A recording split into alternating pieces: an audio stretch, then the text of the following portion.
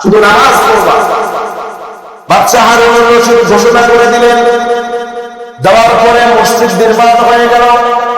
মসজিদ নির্মাণ হয়ে যাওয়ার পরে বাদশা হারুন রশিদ যখন মসজিদ নির্মাণ করলেন, আল্লাহ পাকের ওয়াদা, কেউ যদি দুনিয়াতে একটা মসজিদ নির্মাণ করে জান্নাতে তাকে একটা বাড়ি দেওয়া হবে।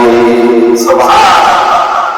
সে যদি দুনিয়াতে একটা মসজিদ নির্মাণ করে জান্নাতে তাকে কি দেওয়া হবে? বাড়ি দেওয়া হবে।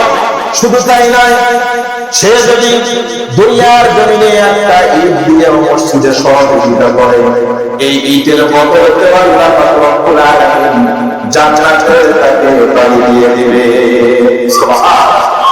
বাদশা হারুন রশিদ মসজিদ নির্মাণ করার পরে তিনি স্বপ্নে একদিন দেখেন আল্লাহর তৈরি জান্নাতে চলে গেছে।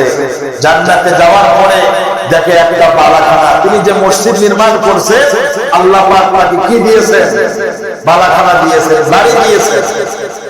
তাকায়া দেখেন সেম এরকম একটা বাড়ি পাশে দেখা যায়। তিনি দৌড় দিয়ে চলে গেলেন, ভাবলেন এটাও মনে হয় আমার বাড়ি। ভিতরে ঢুকতে চাইলেন, ফেরেশতারা ডাক দিয়ে বলে, ও হারুন রশিদ, এখন তোমার ঢোকা যাবে না, কারণ সাইনবোর্ড লাগায়া দেখো কার নাম। সুবহানাল্লাহ বলবেন না? আর একটু জোরে বলেন।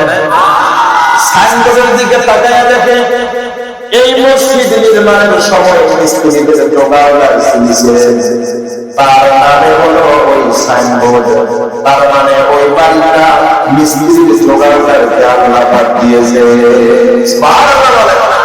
ঘুম ভেঙে যাওয়ার পরে কি ব্যাপার? মসজিদ নির্মাণ করলাম আমি, বাড়ি পাইল আরেকজন, কিভাবে সম্ভব? সমস্ত মিস্ত্রিদেরকে ডাকলেন। ডাকার পরে বললেন, তোমাদের ভিতরে আহমদ কার নাম? হাত তুলে বললেন, আমার নাম আহমদ।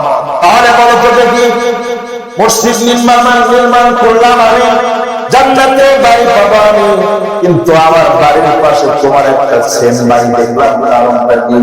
ওই দোকানদার ডাক দিয়ে বলে, বাদশা, আপনি তো ঘোষণা করে দিয়েছেন কারো কাছ থেকে আপনি দান নেবেন না। প্রকাশ্য আপনার সামনে দান করার মতো ক্ষমতা আমাদের নাই, সাধ্য আমাদের নাই। তাই আমি দিলের ভিতরে মসজিদের মহাব্বত রয়েছে, এজন্য রাতের আন্ধারে আমি গভীর রাতে গিয়ে আমার বাড়ি নির্মাণ করতে গিয়ে আপনার মসজিদ নির্মাণ করার মতো সেম পাথর আমার বাড়ি নির্মাণ করার সময় কিছু পাথর বেরিয়ে এসেছিল। এই পাথরটা আমি রাতের অন্ধকারে আপনার মসজিদ নির্মাণ করা পাথরের স্তূপের ভিতরে রেখে এসেছি। এজন্য অল্প দানের দ্বারা, ইখলাসের সাথে দান করার দ্বারা আল্লাহ আমার দানকে এত কবুল করেছেন। আপনার মতো জান্নাতে মসজিদ নির্মাণ করে আপনি যেরকম বাড়ি পেয়েছেন, আর আমি 2-4টা পাথর ওই মসজিদের শরীক হওয়ার দ্বারা সেম বাড়ি আল্লাহ দিয়েছে। আর আপনি বলে বলেন না সুবহানাল্লাহ। তাহলে মসজিদে দান করলে লস না লাভ?